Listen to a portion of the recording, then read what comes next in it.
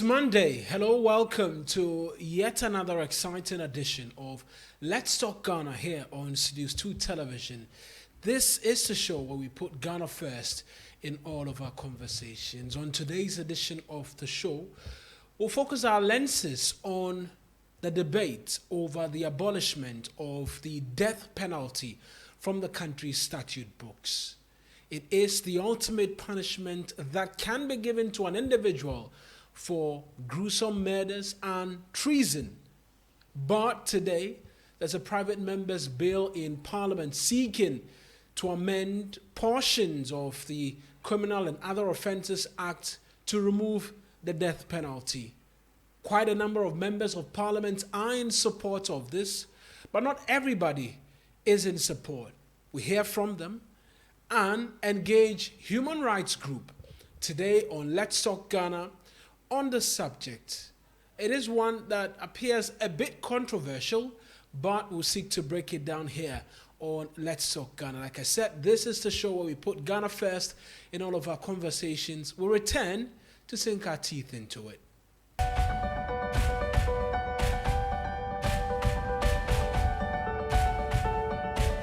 Welcome back to Let's Talk Ghana. I am Eric Mawina Egbeta. And so it is a debate or a conversation which is currently ongoing in the Chamber of Parliament.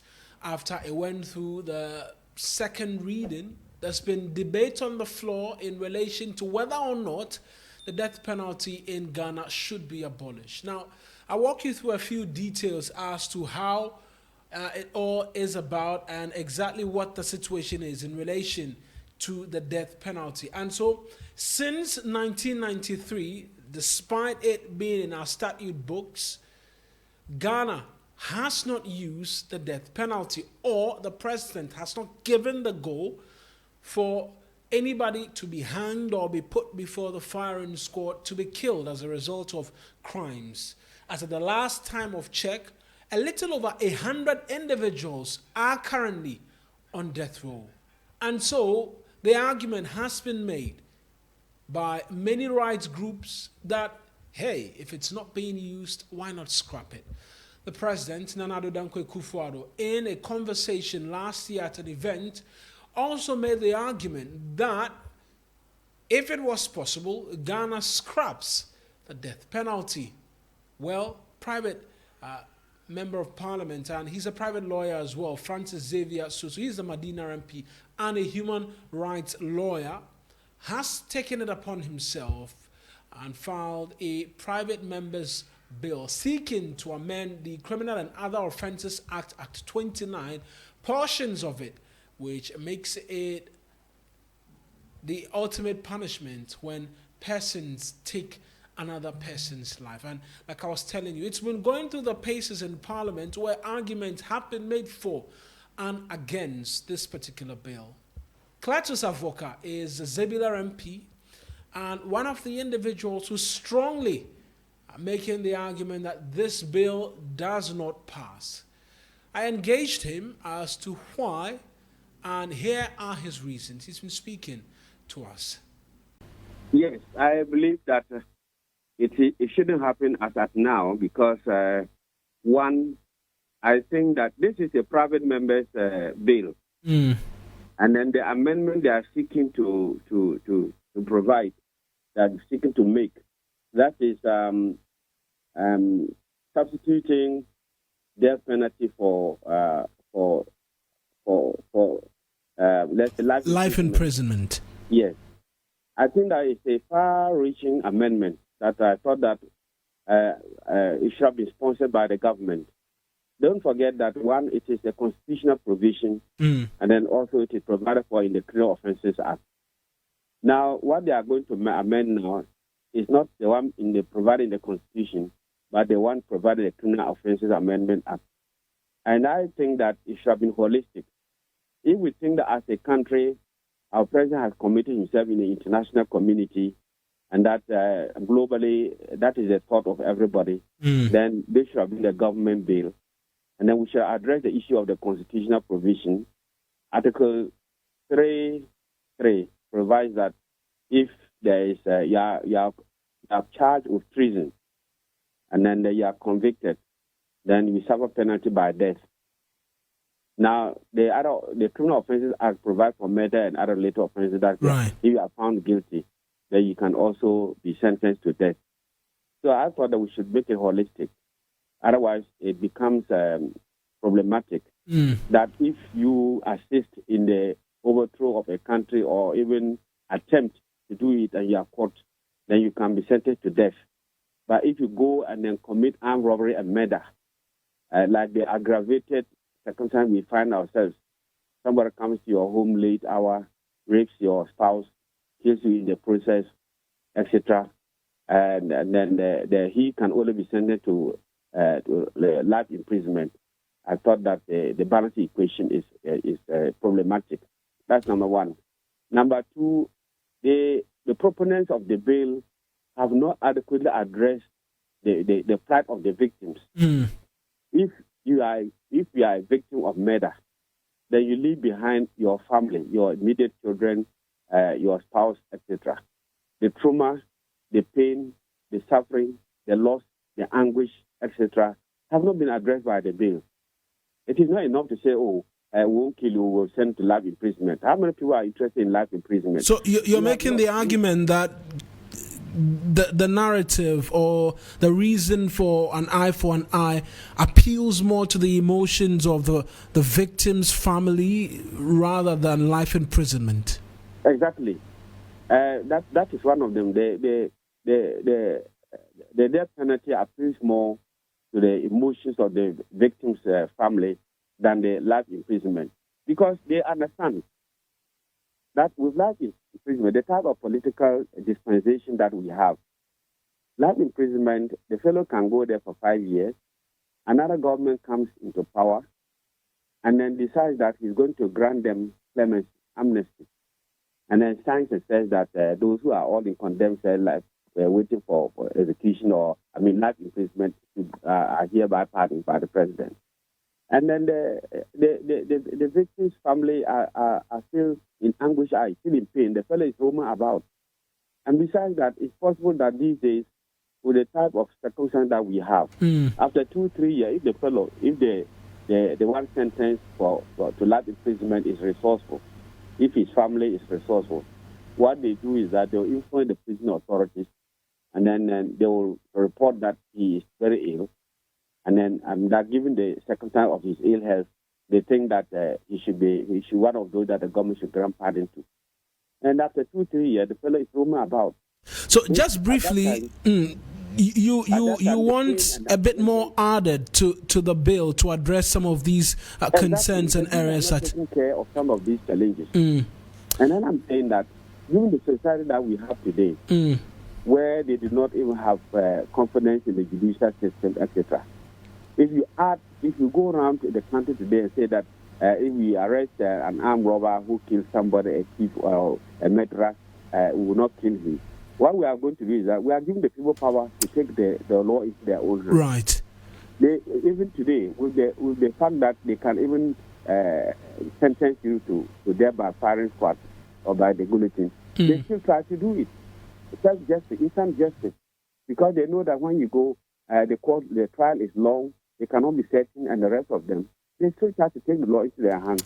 And before the law enforcement agents come, they would have killed you, they would have lynched you. And if so you go and add this at this time, that okay, now we don't kill anybody, if we arrest anybody, we can sentence him and he'll be there forever, and the rest of them, they won't believe you. They don't have no trust that the fellow will be there forever.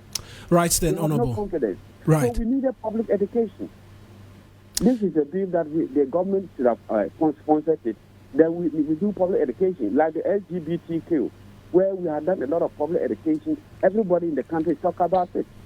Honorable, this is a bill we are just smuggling in, and then we pass it. It affects everybody and the sensibilities of all the people. That's the Zebil RMP, Cletus Avoka, on the argument as to why the death penalty should not be abolished from the country's statute books. Makes quite a number of arguments why it's not being sponsored by government and why Article 3's death penalty is also not being amended, as that will require a referendum. Let's get on the telephone lines now. Francis Nyantechi is the board chair of Amnesty International. Let's pick his thoughts as to the argument, and they are one of the right groups who are making the case strongly for the abolishment of the death penalty.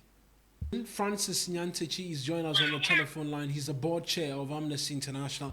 Mr. Nyantechi, many thanks for speaking to us. And so we know that the bill is currently before Parliament. There's been debates taken and the likes. For Amnesty International, I reckon this is some good news that it appears some work is being done to have this removed from our country's statute books. Thank you, and good afternoon for having me. For us, we are excited about what is happening. There is clear intention by Parliament to pass this bill, and we commend Parliament for that. We commend the Speaker of Parliament, the Honourable Member for Medina constituency, Sosu. We commend the government for his support and commitment towards this process. We can only encourage the members of Parliament to help take this provision from the Constitution for us to be recognized as a country that actually values and cherish the right to life, as contained in the Constitution of Ghana. So we are excited, but we think that it is not over yet. There is more to be done. We are encouraging all Ghanaians to use their platforms to encourage their members of Parliament to vote to get this provision out of our statute books. The arguments that has been made by and large, particularly even on the floor of Parliament, is that it's not everybody that's supporting this. We've been hearing from the Zebula MP who makes the case that if you want to have the death penalty removed, it should be something done by government. The bill, as we have it on the floor of Parliament, should have been presented by the government. That's one. And the second bit is that this is just an amendment to the Criminal and Other Offences Act, which seeks to remove the death penalty when somebody commits an offence like murder. But we will still have the death penalty on our books because Article 3, Clause 3 would not have been amended, and persons can be subjected to death if they commit treason. Thank you. I think that, let me say, we appreciate the position of Honorable Cletus Aboka. We also appreciate the circumstances within which he speaks from. But first and foremost, let's recognize that the government of Ghana since 2012 has demonstrated clear intentions of getting the death penalty provision out of our statute books, but for the referendum that we couldn't go through. Two, we must also recognize that the current action by the Member of Parliament for Medina is absolutely supported by the President of Ghana, the Minister for Justice and Attorney General, the Ghana Armed Forces Command, and all the actors that have a direct say when it comes to the provisions of the death penalty and its implementation. And so we cannot say that Ghanaians do not support it. The issue is that the enshrined provision needs a referendum, and we know the cost of a referendum in a republic such as ours and the economic circumstances within which we are operating now. This makes it practically difficult for us to go through a referendum. And so the most cheapest and cost-effective approach is by amending these two provisions.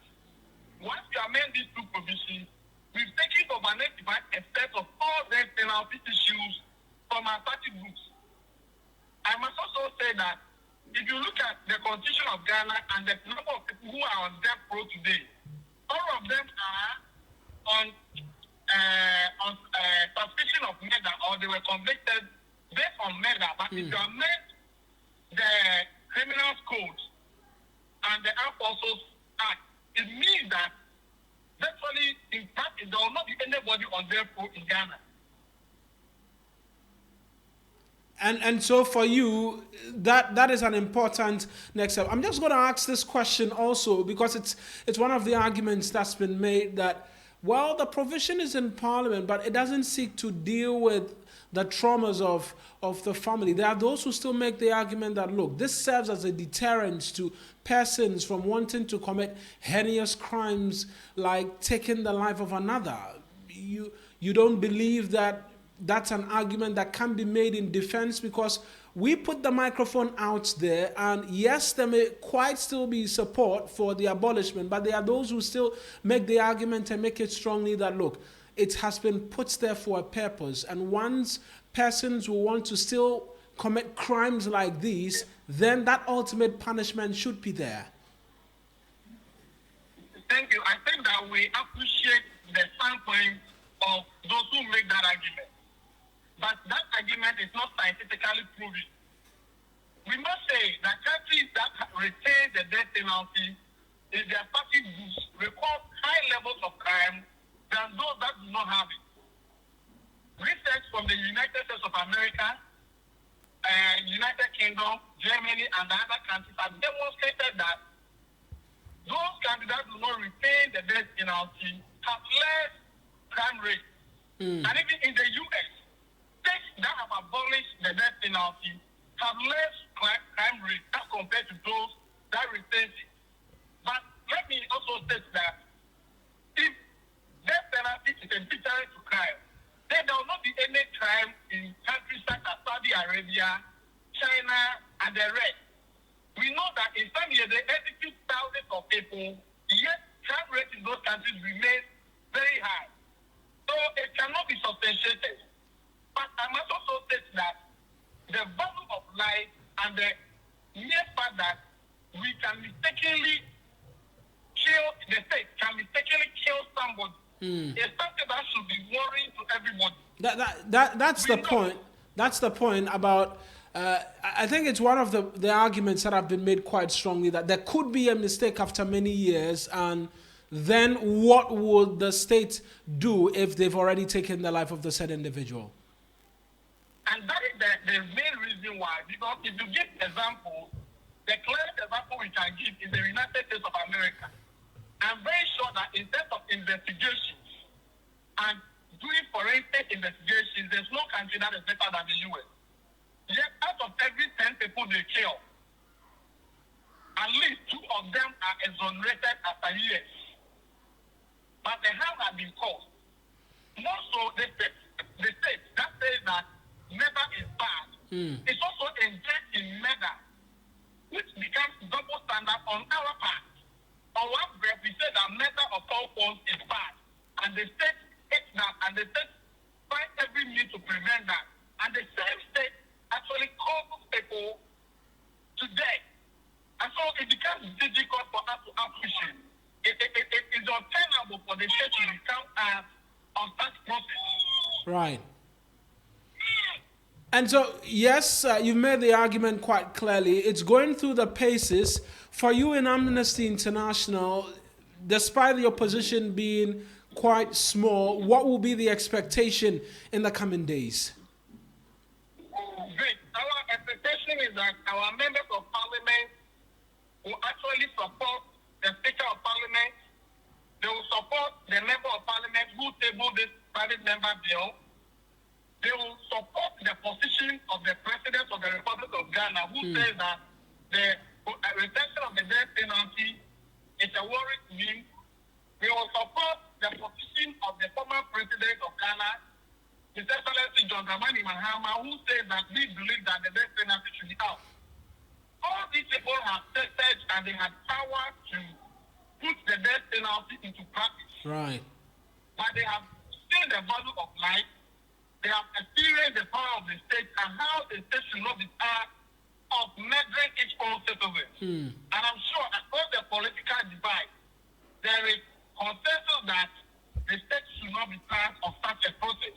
And so I expect our members of parliament, we trust them, that they will support Ghana to entrench our democratic credentials and also create the environment for a right-respecting environment while following the right to life.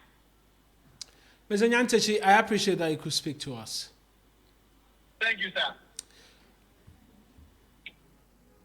That's Francis Nyantechi. He's the board chair of Amnesty International, speaking to us this morning on Let's Talk Ghana here on Studios 2 Television, as we continue to engage in dialogue as to whether or not the time is right. Let us know what you think in the comment section of this video, whether or not it is time for us to abolish the death penalty. The idea behind it was an eye for an eye, tooth for a tooth, but that appears to be changing, with many of the individuals we've interacted with stating quite clearly that maybe and perhaps it is time we do away with it. This is Let's Talk Ghana. We'll return shortly to close the curtains down on today's edition of the show.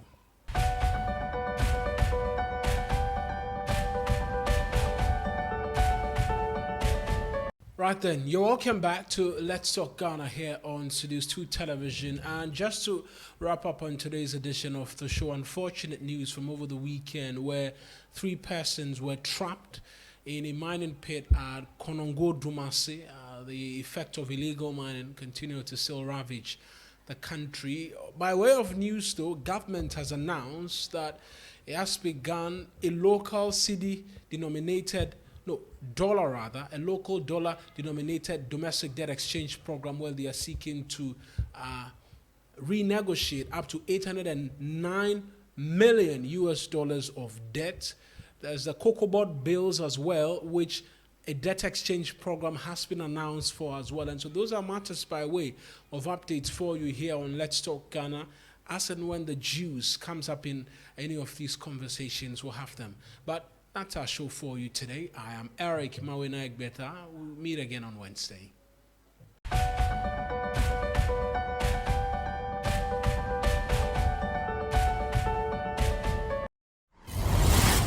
Studios 2 TV. The truth is here in your eyes.